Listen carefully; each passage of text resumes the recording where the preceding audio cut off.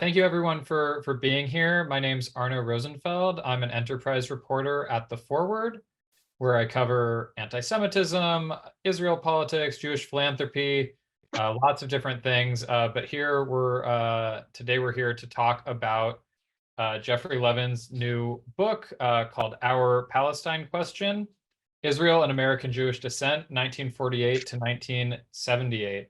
So I'll give a quick little introduction to who Geoffrey is, and then we'll jump into questions from me. And then at the end, we'll have some time to take audience questions. So please use the Q&A feature in Zoom, which you should be able to see along the bottom of your screen to put questions in.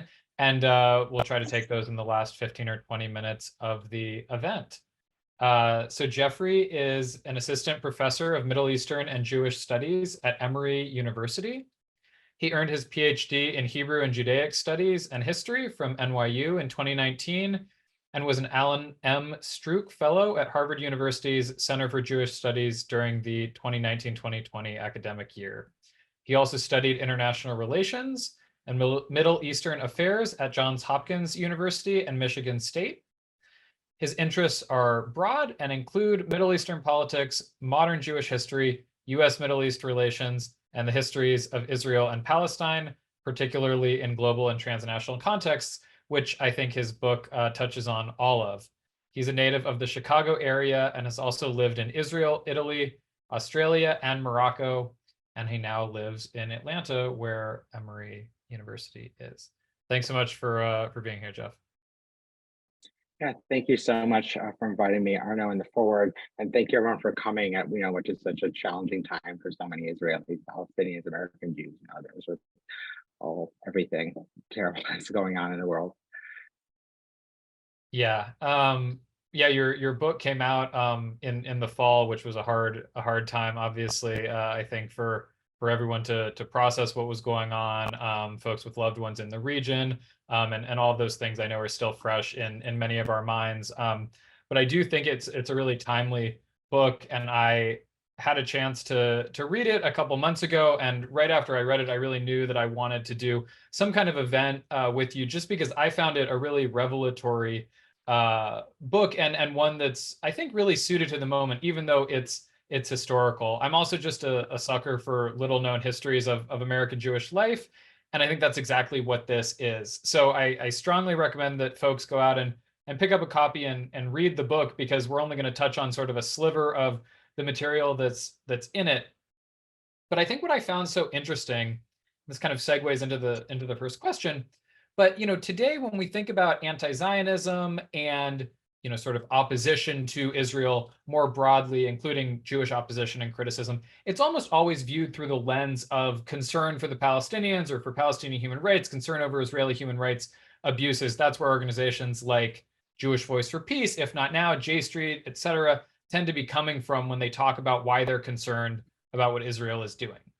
But you write in the book that histories of American Jewish life make almost no mention of any kind of communal concern for the Palestinians in the years immediately after Israel's creation, implying that it emerged at the earliest in the 1970s. And when I've seen people point out that there was historical Jewish opposition to Israel, they might say, well, the Reform movement used to be anti-Zionist, or the American Jewish Committee, which you focus on a lot in your book, used to be non-Zionist. The common response is that it was either a religious phenomenon or it was out of self-interest. The Reform movement sort of didn't believe in Zionism from a religious perspective, that American Jewish elites who are represented by the AJC saw Zionism as a threat maybe to their status in America or as a potential source of anti-Semitism. But in either case, that didn't involve the Palestinians, right? That was sort of about Jews and their own concerns. And second, we hear that a lot of those concerns kind of dissipated following the Holocaust and the establishment of Israel, that the Reform movement got on board and all that.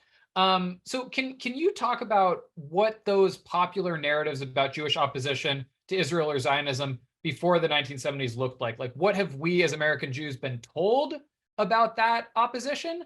And what did your research for this book kind of uncover? Or how did it complicate those sort of popular, familiar histories? Yeah, some people are aware of this earlier history going back to the 19th century of Reform Jewish, opposition to Zionism, opposition to the idea that Jews have a nation, American Jews have a nation besides the United States.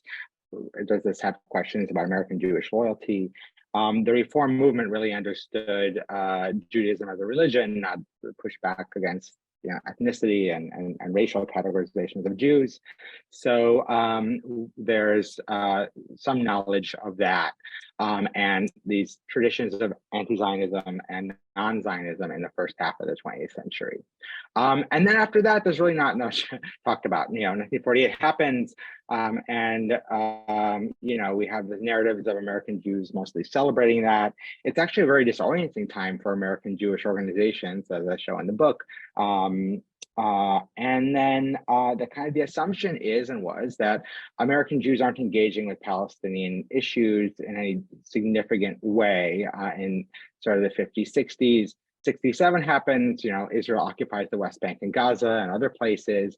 And then, some people know, left-wing voices, people like Noam Chomsky, and some people know Breira, which is essentially a pro-two-state group, even though it doesn't use that terminology, come about in the 70s. But in terms of between 48 and 67, not much at all actually written about it. So this isn't something that just laymen don't know. It's something that just academics haven't looked into.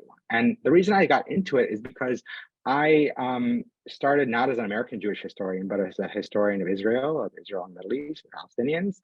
And I learned more details about the Palestinian refugee issue as a grad student, about how Israel really curtailed a lot of the civil liberties of its Arab citizens in the 50s. And I was quite curious about what American Jewish groups had to say about this. And I was in the archive, I found a lot. No one had really looked into what the groups like the American Jewish Committee, which are not just Jewish advocacy groups, also human rights, organizations were doing, and found conversations with Ben Gurion where they're pushing, and individuals like Don Peretz and Zuckerman and Berger, who we'll talk about, who are involved. So the big findings were that this exists, that as long as there's been a Palestinian refugee issue, there have been American Jews who've been troubled by Israel's policies toward Arabs, Palestinians. Two, that a lot of these American Jews weren't fringe people who, but were often very engaged in American Jewish politics, had spent time in Israel and the Middle East. And three, I also come across sort of what's the juiciest part for some people is that Israeli diplomats were pushing back against this. And so when the AJC and other of these groups are trying to have an independent position, I'd say, not oppositional entirely position on Palestinian refugees, but are trying to have their own voice, Israeli diplomats really push to kind of like sideline people and get people fired. And those are kind of the main findings. And this period from 48 to 67 is fascinating. These conversations I bring forward, as well as what happens afterward. Yeah, absolutely. And I think that's an important thing to flag is before 1967, following 1967, a lot of the concern around, human rights in Israel and in the West Bank and in Gaza surround the occupation, the Israeli military occupation of those areas, eventually settlements. But before 1967, like between 1948 and 1967, the concern was primarily around the refugee issue. Is that right? When people were concerned around Israel's treatment of Palestinians, was that in the context of refugees? Yeah, that's the main thing. I mean, the conflict didn't start in 67. I mean, for the Palestinian position is that their position is that human rights have been violated since 48. And so the big thing is the refugees and not being allowed to return. And the other thing is the status of Arabs in Israel, which who are living under military rule. A lot of Israelis don't know this, but there were lots of restrictions in the 50s. And the book also deals with other themes, like how, well, maybe we'll get into this, about how the American Jewish community is talking about the connection between anti-Zionism, anti-Semitism, and this questions of Arab propaganda in the US. So the Palestinian refugees are the main thing, but there's more as well. Yeah, makes sense. And yeah, I think we're going to get into a number of those things. I did just early want to ask, because I had written in December, I wrote a history of Students for Justice in Palestine, which is sort of the leading student organization in this country, sort of anti-Zionist student organization in this country. And it had sort of an unknown history. And a lot of people, I was getting all of these reader emails that were saying, is it funded by Qatar? Is it funded by the satellite? Who's funding this? And the history is not as scandalous as that, at least not what I was able to uncover with Students for Justice in Palestine. But there was a spiritual precursor to that organization called the Organization of Arab Students. And a sort of massive revelation in this book came from kind of who was supporting them, who was supporting also pro-Palestinian activism more broadly in the US at this time. Today, support for the Palestinian cause is really coded as part of the left in this country. The more progressive you are, the more you sympathize with Palestinians. The more conservative you are, the more you sympathize with Israelis. I know it's much more complicated than that, but that's the general framework. And then to layer on top of that, the national security apparatus in the US tends to be, on quite good terms with Israel. Congress is supportive of Israel, most major corporations, et cetera. But you write about the formation of the Organization of Arab Students, which doesn't exist anymore. But it was created in the late 50s? In 52, 53. Right there. Yeah. And you reveal in the book that it was secretly formed and funded by the Central Intelligence Agency, which I found sort of stunning. So can you talk about how you discovered that and then explain the kind of political context at the time in which you would have had elements within the CIA and State Department who were seeking to undermine, Israel in favor of the Palestinians or the Arab cause? And this is a great question for me because this is how I got into it. So 10 years ago, I started this PhD program at NYU. I'm going to write on American diplomatic ties. But I take these graduate courses on American Jewish history that I just happen to be in. And I'm interested in doing something that connects to the Middle East. So I think I'll write a seminar paper on Israel, on American Jews and Arabs, because no one's written really much about Arab American history and American Jewish history. So I start looking at Arab student groups at NYU's student archives, and I find about this OAS, the Organization of Arab Students. And I kind of get in there, I'm just looking at the group, and I find this organization, American Friends of the Middle East, is funding a lot of things involved with it.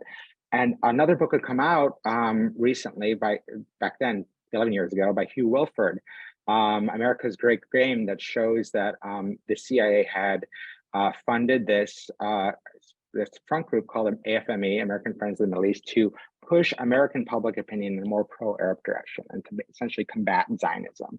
And they're doing this because the Eisenhower administration, even before it, some in the Truman administration, wanted to pressure Israel to make concessions to the Arab world because of America's Cold War interest and because it wanted a better connection with Egypt. So this group called AFME, someone else wrote about it, but I kind of followed the money. And so I found out, actually, this group, AFME, is funding the creation of the very first Arab student group in America, the National Student Group. They have staff for it. Not that these students knew, but they're doing this because they want to foster better U.S.-Arab relations in the context of the Cold War. They're also funding anti-Zionist rabbis.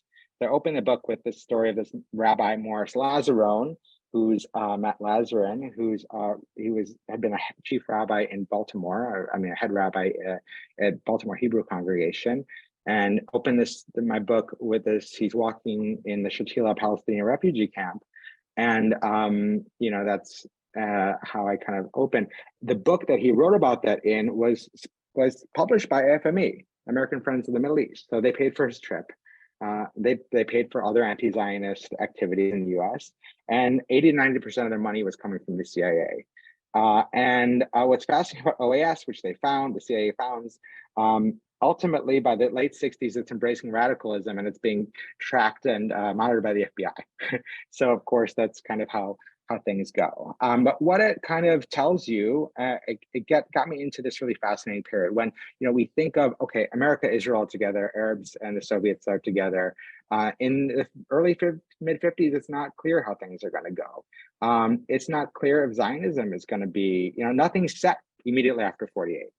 It's not clear, is Zionism acceptable in the US? Is it going to foster more anti-Semitism because American Jews are being, maybe disloyal? Is Israel and America going to be the closest allies, or is that hurting America's Cold War policy? So these are vigorous debates that are taking place, and really gets into this 50s, which I think is probably the least well understood perhaps decade of this history of Israel, US, or Israel stuff in general, and is where I spend most of the book. So it goes to 78, but if you recall, Arno, there's a lot that goes on in the 50s, and a lot of that's connected to US foreign policy. So I said, okay, part of the argument is Israel's meddling in American Jewish stuff, but also the CIA is meddling, and also the Arab states are doing their own thing. So it's kind of this chessboard. It's about American Jews' struggle over what it means to be Jewish vis-a-vis the Palestinians, but it's also a high stakes political struggle between states.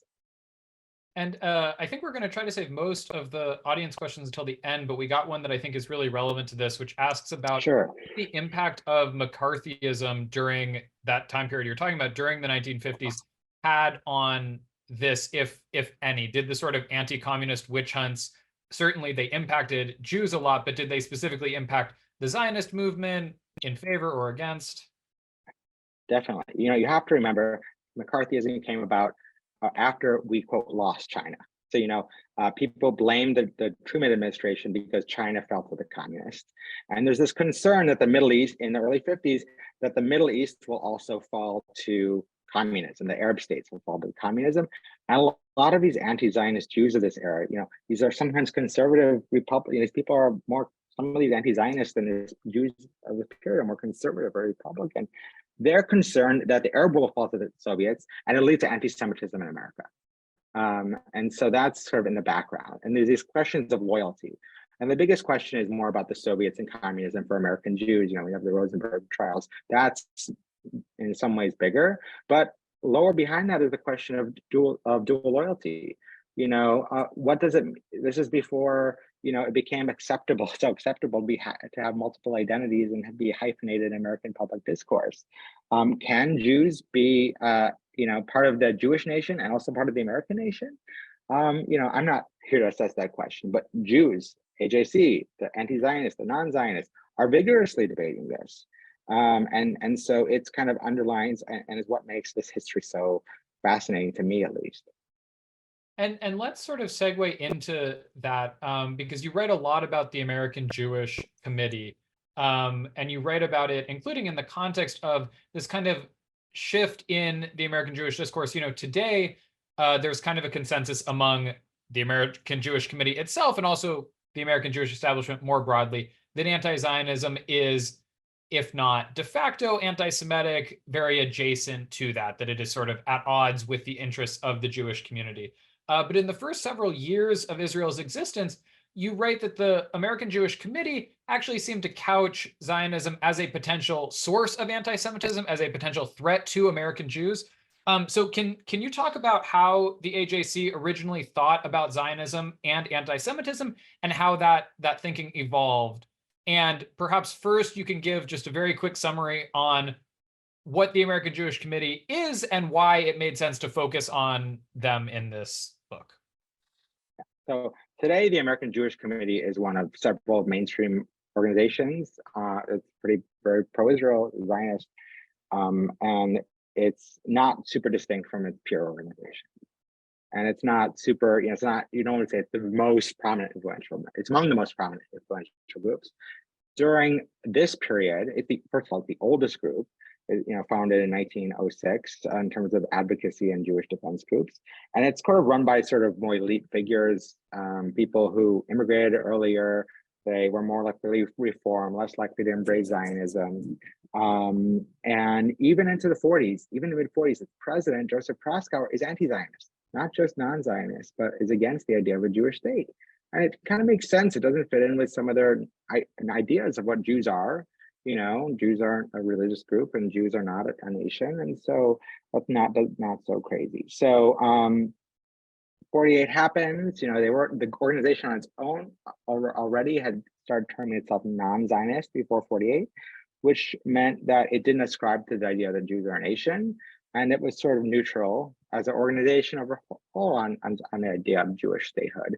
When Israel comes into being, it gets aboard. Most American Jews are on board, and so they are supportive. So they're non-Zionist, but they're pro-Israel. Today, Zionist and pro-Israel are often used interchangeably in the U.S., but Zionism meant something more ideological back then in public or discourse, whereas today it's been watered down essentially to mean pro-Israel. But they matter so much because they are the American Jewish group that has most access to the White House in the 50s. This is before AIPAC. AIPAC is this like little tiny thing that emerges in the 50s. Conference of Presidents doesn't exist at the beginning of the 50s. There's lots more Zionist groups. They're not the biggest group. They're not that popular. They're not super popular. But because they're elites, because some of the wealthiest figures are involved, they can knock on Eisenhower's door and meet with these people. So they matter a lot to Israeli diplomats. And so I'm not saying at all that these people I read about that they're the dominant American Jewish view or they're a huge number, but they are influential. American Israeli officials are kind of freaking out about them, and so they're very important.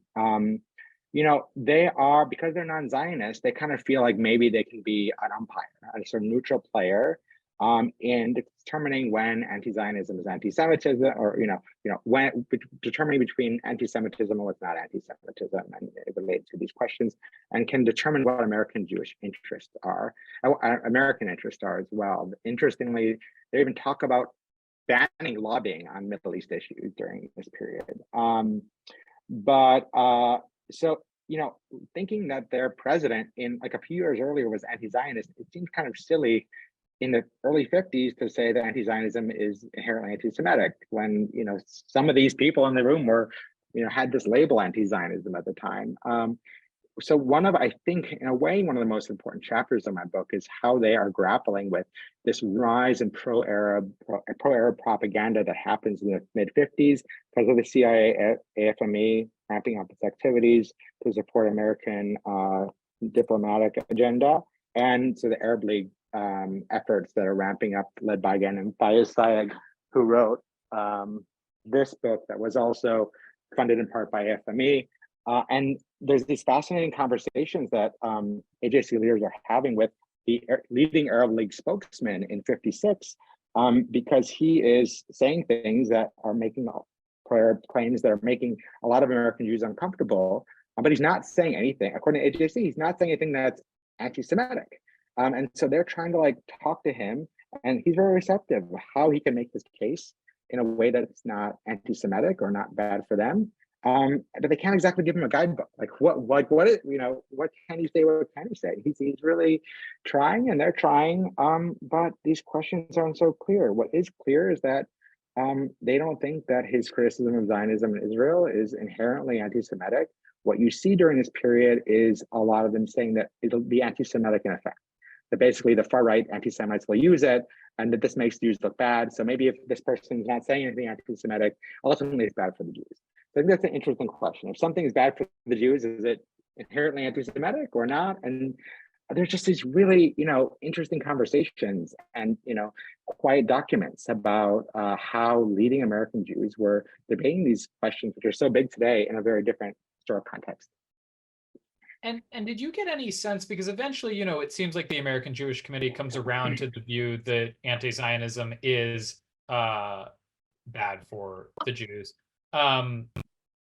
Did you get any sense? You mentioned that they represent an elite sliver of the community. A lot of wealthy Jewish business people donate to them. So a very powerful and influential board, lots of access to people in power. Do you have any sense of what the American Jewish community at large, what the American Jewish grassroots, where they stood on these questions? Like how live of an issue was anti-Zionism or non-Zionism among American Jews in the 1950s and early 60s?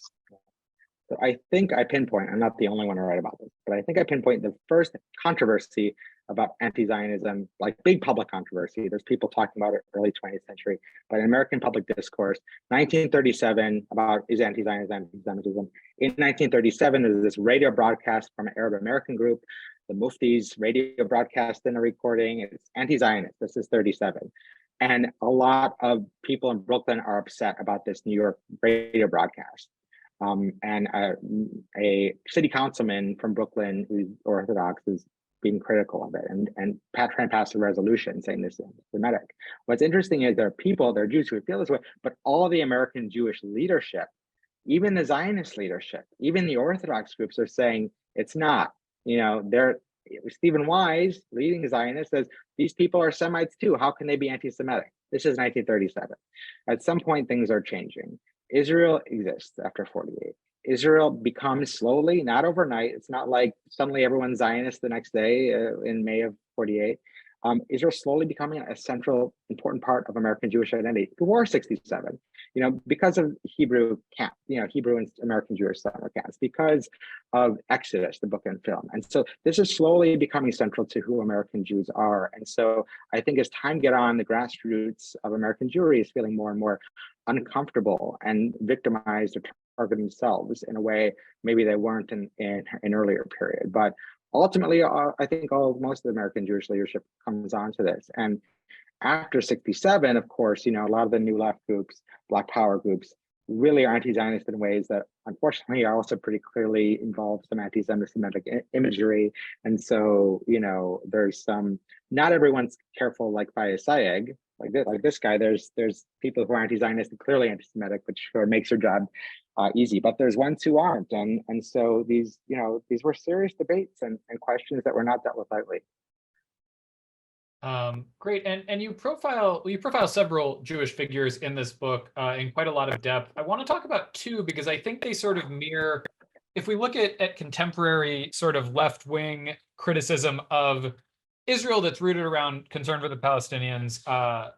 This is oversimplifying a bit, but Jewish Voice for Peace is an anti-Zionist Jewish group that tends to work sort of outside of the Jewish community as kind of the Jewish arm of the Palestine Solidarity Movement, is how they frame themselves, and they're treated with a lot of hostility from the Jewish mainstream, and they seem to have made their peace with that. If not now, a lot has changed since October 7th, but when If Not Now was established, going on 10 years ago, they viewed themselves as sort of critics within the Jewish community, trying to push Jewish institutions to the left on Israel. And I think that a couple of these figures sort of embody those different approaches. So the first who you write about is Rabbi Elmer Berger, the longtime director of the American Council for Judaism. The other is Don Peretz, who did aid work in Israel and conducted research for the American Jewish Committee for several years. So both were critics of Israel and expressed concern for the Palestinians, but they had quite different approaches. And maybe we can start with Rabbi Berger, who it seems like really rode the wave from being the leading representative of a strain of anti-Zionism that had a strong foothold among some powerful Jewish leaders in the 40s and 50s to, by the 1960s, being treated as kind of a gadfly even by his own organization's board, but he kept up and even perhaps became a little bit more radical. So who was Elmer Berger, and what was the arc of his career like? Yeah, thank you. Sometimes people ask me, oh, you wrote a book on American anti-Zionism. And I said, no, I have a chapter or two. It's about American Jews who are engaging with the Palestinian question in a sympathetic way. These labels, we shouldn't fixate on them. But there are people who embrace these labels. And someone who considers himself an anti-Zionist for pretty much his whole life is Rabbi Elmer Berger. So he is from Ohio. He becomes a Reform rabbi in Michigan, born I think 1908, and embraces this sort of old school Reform tradition of Reform tradition of opposing Zionism, having nothing to do with the Palestinians, just because it doesn't fit their idea of what Judaism should be or what American Judaism is, who Jews are. And so the Reform movement has a bit of a schism in 42 over this, and this new group called the American Council for Judaism, which is anti-Zionist. When we hear anti-Zionist, think against Jewish nationalism, against the claims that Jews are one people, one nation, or that Jews have other loyalties, and people who are opposing Zionism, including Hava Nagila and Nahora, which comes from Palestine, doesn't come from Europe, having inroads in American Jewish life, people who don't like the Israeli flag. So he's leading this group, which is initially a lot of Reform rabbis. Most of the rabbis leave. The major scholarly work on this group ends in 48. There's a non-academic named Jack Ross who wrote a book on Berger that goes forward on his life afterward. But scholars have basically ignored this group after 48, without exception, until recently. So he, even though they failed to prevent Israel from being created, which was their goal, they decided to carry on and keep Zionism from having inroads in American Jewish life. And so Berger's leading the group. He's a irritable, he's a strong personality, to say the least, not the easiest person. And I show that he befriends Fayez Sayegh, this Palestinian who's a main character in one of the chapters of my book, who's an Arab League, ends up becoming the Arab League. No, he's over here. Oh, someone. He ends up becoming the Arab League spokesman. And Berger gets really taken. He understands actually there are other reasons to oppose Zionism, like because of what it's doing to the Palestinians. And so he slowly becomes an advocate for the Palestinian refugees and against Zionism, and goes to the Middle East and visits the refugee camps and becomes an outspoken, not just anti-Zionist, but a pro-Palestine person by the 60s. He's the most outspoken. This is before Chomsky gets involved in anything, before there's anyone left. It's Berger. He's the big voice by the 60s. I have other people in the 50s, by the 60s, he's the only one left. Meanwhile, others in his group, the more conservative people are getting wooed by Israeli diplomats, the sort of chairman of the board, Arno Rosenfeld from the Sears Roebuck Company. He's having days where Ben Gurion's trying to win him over, and kind of does. Ultimately, they sort of, after 67, the people in his organization think he's too pro-Arab, and they kind of push him out. He continues, becomes very close in Arab circles. So he's someone who is anti-Zionist, who is at war with the American Jewish establishment from the beginning, and they're at war with him. So maybe he, if you look for, he's very different than a lot of people in the JBP today, but he is someone who is, in terms of his relationship with the American Jewish community, yeah. Don Peretz is someone who people didn't know about. Some people know about Elmer Berger, not many. Don Peretz is someone who I sort of came across while he was still alive. He died in 2017. I talked to him on the phone a few times. Had a fascinating life. So he's born in 1922, younger first figure. His father was a Sephardic Jerusalemite who the family lived in Israel for, Eretz Israel, Palestine, whatever, Ottoman Palestine for centuries. His father moved to Baltimore, became friends with Henrietta Zold. He's born to Ashkenazi mother and a Sephardic Zionist father. He gets taken with pacifism. He serves in Okinawa as a non-combatant in World War II, but he's very taken by this idea of binationalism. And so he uses your GI Bill. I didn't know you could do this on the GI Bill to study at Hebrew University in Jerusalem because he wants to connect with his father's homeland. But he's enchanted by this idea of binationalism, which is the idea that Jews and Arabs could have one state together, which the president of Hebrew University, Judah Magnus, is championing. So he goes over there. He falls in love with Zionism, like he wasn't a Zionist before, but then the war breaks out and he is upset by the hyper-nationalism of the wartime efforts. He briefly gets abducted or kidnapped or arrested by an Arab militia, and ultimately they're impressed by his politics and they let him go. And this is an international, makes international news. He meets with Magnus, and he's this kind of sports Gump character. His widow let me look at all these papers of him from the 50s, and all his letters. And I also found his name in Israeli diplomatic files, which I'll get into. He leaves in 48 and comes back in 49 with this American Friends Service Committee, this Quaker group that is helping Palestinian refugees. So most of these, this is before UNRWA is invented, before UNRWA comes about. In most of 49, the Red Cross is dealing with some Palestinian refugees, and this American Quaker group is dealing with refugees in Gaza and with internally displaced Arabs in northern Israel. So here's him, the only American Jew I know of, who spends 7 months of his life helping displaced Arabs in northern Israel, based in Acre. And here's a picture of him with some of these other Quaker things. He goes on to write the first dissertation afterward. He goes to New York, at Columbia, write the very first dissertation on the Palestinian refugee issue, the very first really scholarly book on the topic. And the AJC hears about it and they hire him. they think that they need to deal with the issues of Palestinian refugees. They think that they need to have a stance on the civil rights issues of Israeli Arabs. And he's working on these issues, not for refugee return, but to philanthropically aid Arab refugees. And Israeli diplomats are kind of freaking out about it. And they try to get AJC to fire him. And he's kind of sidelined.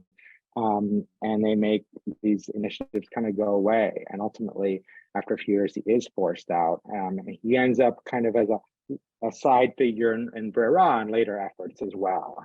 So that's his story. So I guess the distinction you're talking about is there's Jews who are supportive of Palestinian rights, who are openly anti-Zionist, who are focused on connecting with Palestinians and supporting their struggle.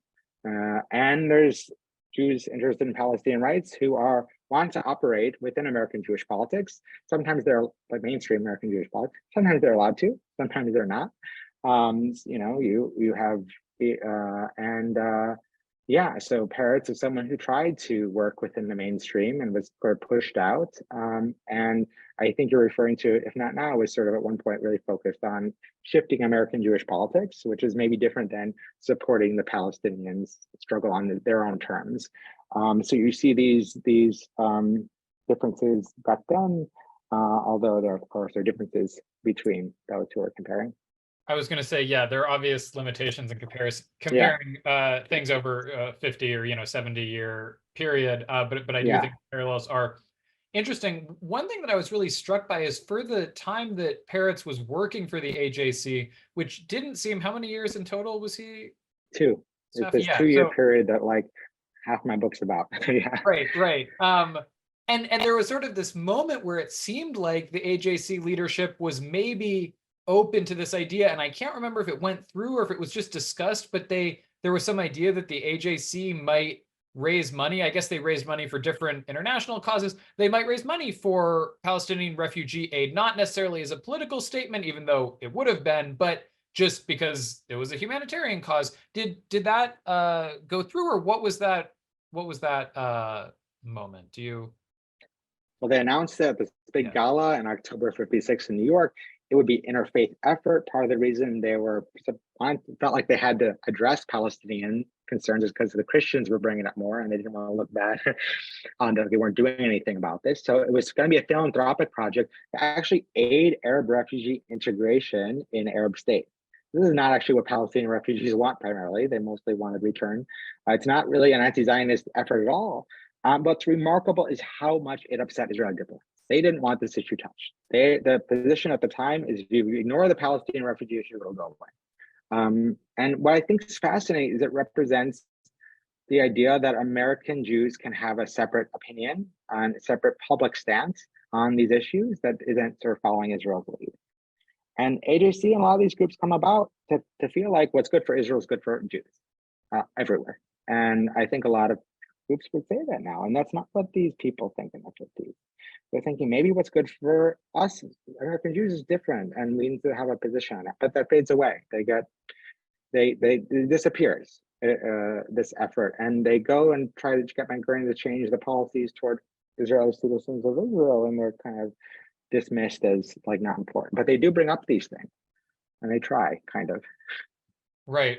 And it's interesting to sort of think about to what extent this was a sort of historical hinge point where things could have gone a different way, and how much the AJC was sort of being dragged along by the Jewish grassroots, along with pressure from the Israeli government, and that it was only a matter of time that they sort of fell in line. And I don't know, if it's easy to answer that question, but that's something that I think about. I do, just before we jump into audience questions, want to zoom into the 1970s with the establishment of Breira, which maybe you could just tell people a little bit about what Breira was for those who aren't familiar. I see some people in the chat said that they participated in it, but for others. And one of the things I found really interesting in your writing about Breira was this phenomenon that we see today too with organizations like J Street. I think a lot of American Jewish critics of Israel look to Israeli Jews for their cues. And they say, well, look, there is an Israeli left, or there has been at various points,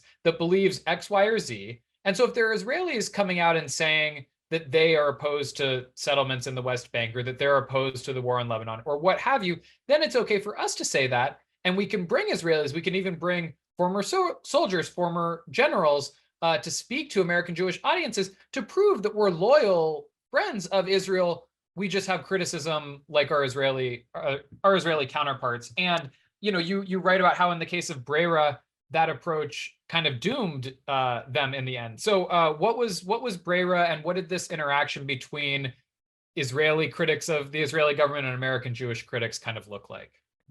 Great. Special shout out to all the former Breironics.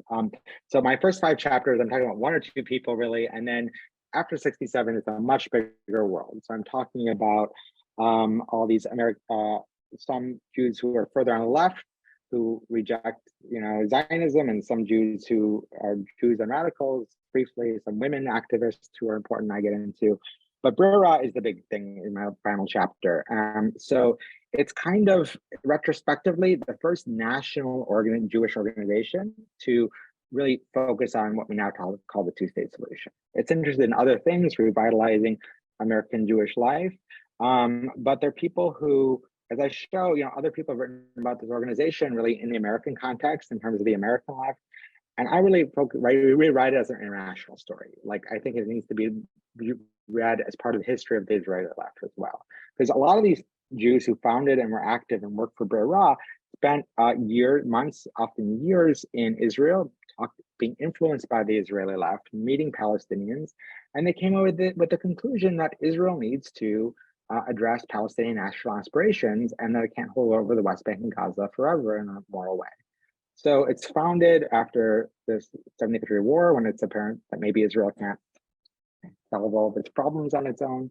And it has these 2 goals. One is to revitalize American Judaism, and the other is just to push for peace. And their influence, if you look in the actual publications, they're quoting these generals, this pro-peace group all the time in Israel that is, again, pushing for negotiations with the PLO, talking about doing something for Palestinian national aspirations. The leader of this group is General Mati Peled. And he, so that constantly they're sort of saying, we have these opinions, but they're valid, even though we didn't serve any, if they're valid, because of course, implicitly, because there's an American, because there's an Israeli general, former major Israeli general who has these views. So Peled and some of his group actually meets with 2 people in the PLO, one of whom I know and met since, to try and negotiate the early negotiation of the 2-state peace sort of thing. There's people like Ori are involved, and it's the beginning of some discourse. Peled reports to Rabin. Rabin's not thrilled about it, but he's listening.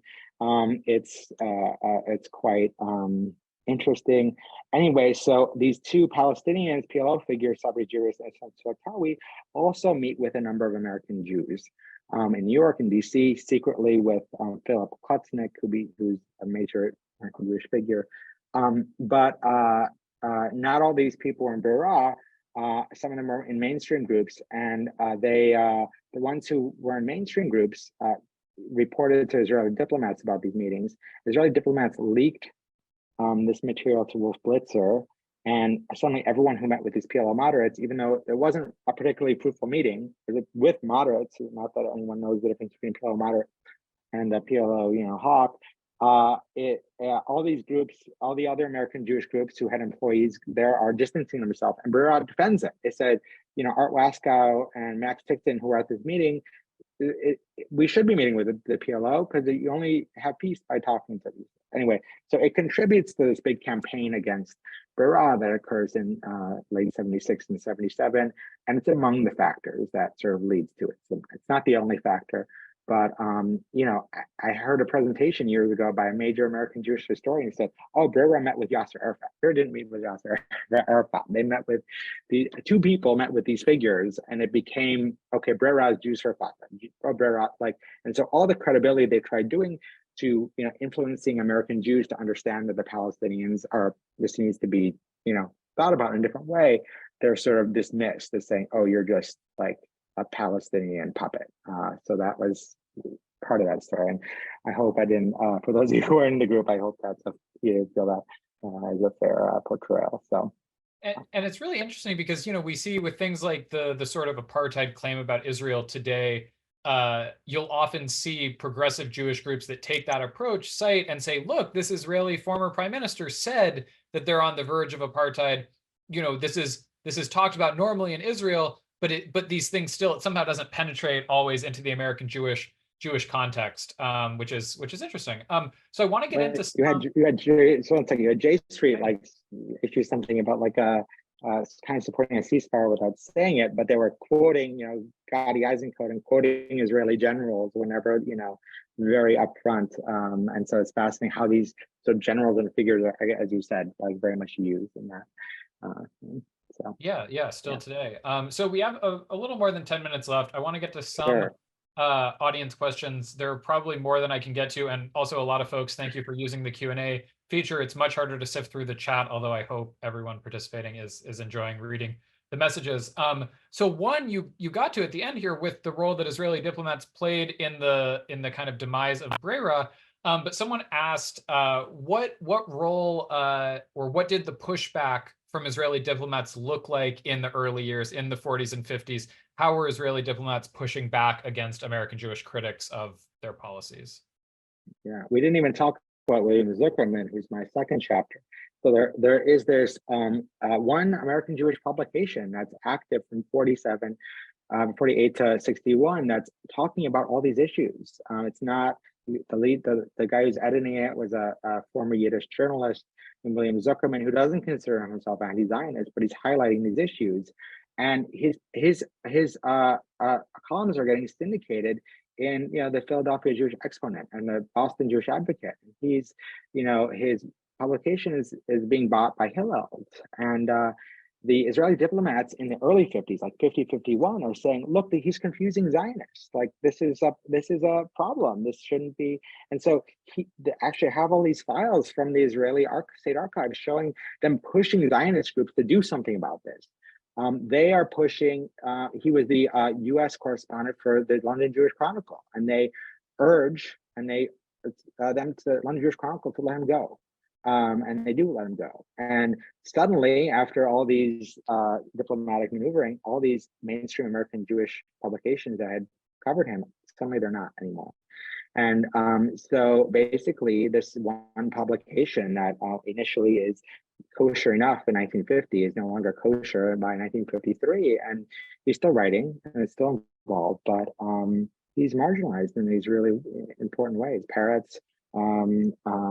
So really, American Zionists didn't feel like their job was to counter these things initially. They were interested in other questions, and so everyone after 48 was figuring out what the new result was. Right. And then someone also asked, why did you, so the years of your book, it's Israel and American Jewish Dissent, 1948 to 1978. Why end it in 78? Was there a conceptual break that year, or was it arbitrary, or why 1978? Well, A, you have to end it somewhere. But B, there's a lot that changes. First, Begin comes to power, so Israeli Likud party in 77. Breira ends around 77, 78. And the other big thing is, Mapai, Labor Party had established, had a lot of trust amongst American Jewish leadership. And so I think that's a big change when Likud takes over. And then the Camp David Accords and 70, 78. And that changes things, because a lot of American Jews said, if you want peace, you need to help the Palestinians. And they were able to get peace without doing anything with Egypt, without doing that. So things change. It seemed like a really great time to go to end. Makes sense. David asks, what was the relevance of Israeli socialism to American support or opposition to Israel during the 1950s? He says Arabs were linked to oil interests by Henry Wallace and I.F. Stone, the Jewish journalist. So was there a political dimension to Israeli labor Zionism and how the U.S. government treated the country in the early years? Definitely. No, I think this is super important in understanding differences today. So many American socialists or on the left had a soft spot, even if they didn't like all of Israel's policies, foreign policy and policies for Israeli social. I mean, the kibbutz. Like Noam Chomsky goes on a kibbutz in the 50s. Bernie Sanders goes on a kibbutz in the 50s. Like, so even people who had who didn't always like Israel, they like those things. So, and for the average American Jew who's liberal or leftist throughout all of this period of American history, there's some inherent trust, some inherent affinities that you don't have today. In that Israel's been dominated by the right, even though American Jews tend to be on the left. So I think that's really important. It also made it very painful after '67 when a lot of the new left turned against Zionism, and a lot of people, like women, Aviva Cantor, who I write about in my last chapter, someone's trying to reconcile being a socialist with being a Zionist and say, no, they're not incompatible, they go hand in hand. And it's easier to make that point, when Golda Meir is prime minister, a devout socialist, than, when Bibi is prime minister, a devout capitalist. Right. And on that point, someone else asked why there wasn't more discussion of Students for Democratic Society in the book, and sort of how much do you talk about the new left and how that changed American Jewish dynamics around Israel? And perhaps if you don't address it as much as some people might like, do you have any suggestions for further reading on that topic? Well, yeah, I do. So I made a choice to deal with American Jews who are active in Jewish politics, broadly defined. I make a reference to Jews who are upset with Zionism and are involved, on the left, or are Jews who are in other organizations. That's very interesting and important, especially after '67. But I decided I would contain my conversation to Jews who are active in Jewish groups. And a good book by Michael Fischbach is The Movement in the Middle East, that deals with the left and Israel-Palestine. It came out a few years ago, and it is not about Jews per se, but a lot of the American left is Jews. So there's a lot on there of these people who are Jewish, and the Jewish identity may or may not be important to them, but they're active in the left. So that's all. That's just it. I had to define my book in some way, or else it would be 1,000 pages. And so there's other people to write about that. Makes a lot of sense. Someone else, Derek, asked about Noam Chomsky, and I think Noam Chomsky comes to mind when a lot of people think about early American Jewish opposition to Israel. Did you speak with Chomsky for the book, and what sort of role did he play in this moment? When did he come onto the scene?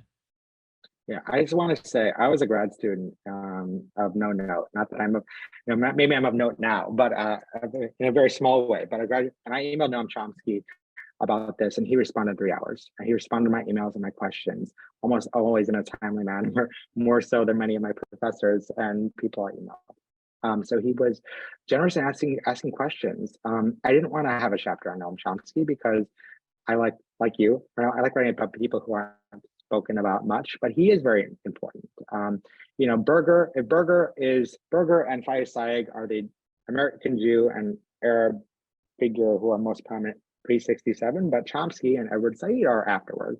So, he's someone who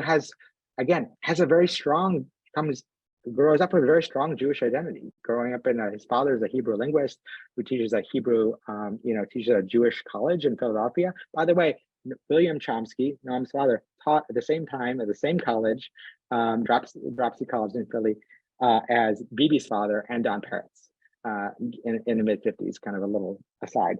But he is someone who grows up in these circles and is kind of involved in certain semi-Zionist groups. And he gets into the issue in his broader critique of American foreign policy. He said he was troubled by things before '67, but he really only gets vocal afterward. But it's really comes out the fact that he's criticizing Vietnam, and so he feels like he also should touch on the way in which American foreign policy is affecting the Middle East. Got it. Great. So I think there were a few questions, which is very fitting for a forward event, about the Bund and the Bund's relationship to Zionism. And also there were a couple of questions about folks who were advocating for a binational state in what was then mandatory Palestine before the establishment of Israel. So I don't know how much you looked at sort of European Jewish opposition to Zionism, but the questions had to do with whether those proposals or thoughts or political movements were influenced by concern for the Palestinians. So were the folks who were calling for a binational state doing that for pragmatic or Jewish self-interest reasons, or were they doing it with an eye toward, universal human rights? What motivated those people? Great question. And so I need to admit something that will trouble some old school forwards readers, because I don't know Yiddish. So there's stuff that I can't go into in terms of the Boon and the history of these issues. So what I do find is that Boon had the remnant of the Boon in New York had a publication called the Boon Bulletin in the early 50s, and they are talking about this issue for a few years, the Palestinian refugees, in a very clear way, saying it's wrong, Israel's policy is wrong. And calling on a refugee return.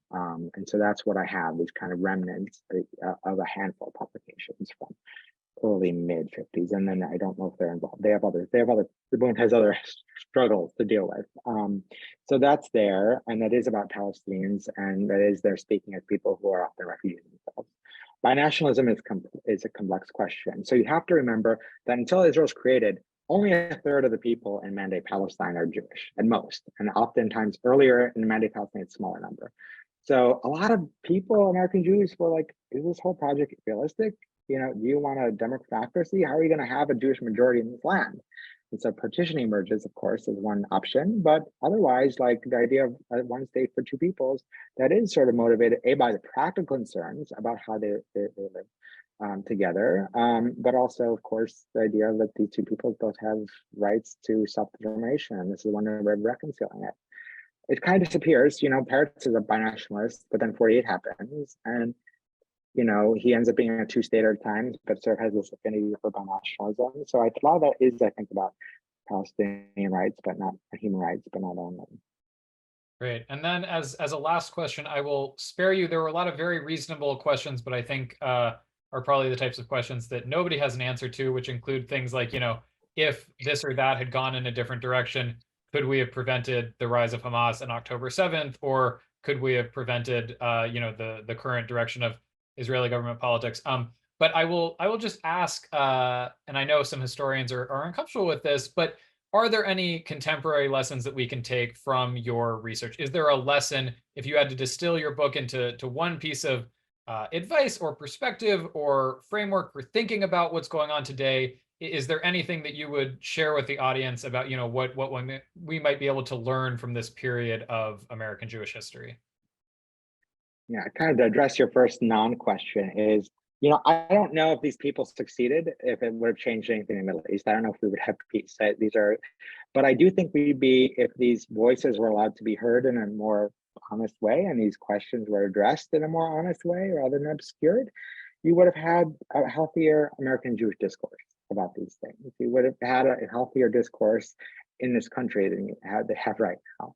And so I think something that comes out for me and what's been my focus since October 7th has been really trying to be cognizant of people here and the experiences here, and the effect of how we want or don't want these terrible things in the Middle East to change us as, liberal Jews, as many of my readers are liberal left-wing Jews, and understand that a lot of these people who are critical of certain Israeli policies often have very close ties to the region.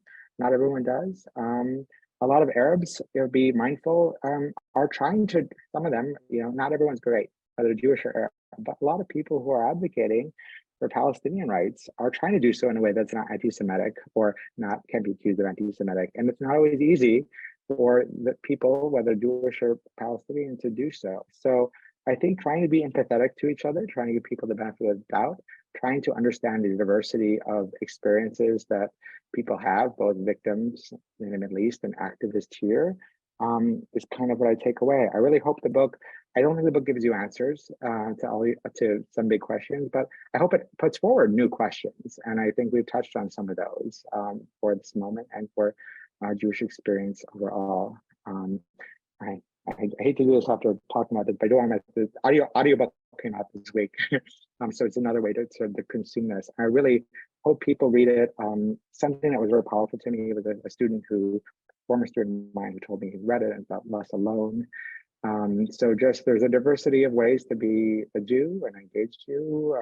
And so speaking to a Jewish Forward audience, I thought maybe I'd end with that.